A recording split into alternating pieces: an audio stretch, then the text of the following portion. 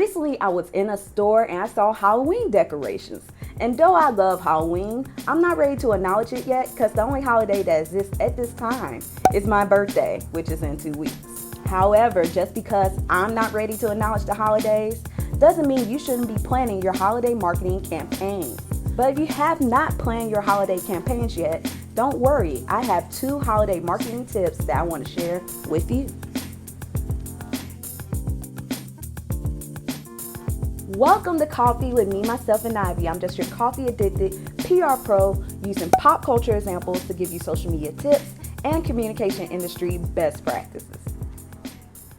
From music to movies to fashion, pop culture has been heavily inspired by the holiday season. And while planning your holiday marketing, I'm sure you have heard tips like be authentic. Make sure the holiday campaigns tie back to your company's purpose and mission. Or you probably even heard take advantage of social media because engaging with your audience online maximizes your resources. But while we're talking about social media, one new tip that I just discovered is don't rely on hashtags. Though hashtags are used to help people discover social media content, according to a new study, the use of hashtags is on the decline.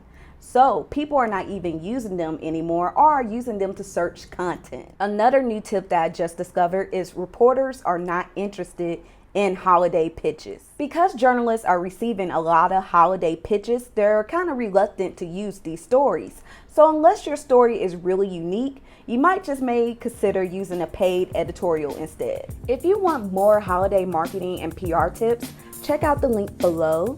And also, thank you for watching this video. Make sure you hit that like and subscribe button. And remember, keep your peace.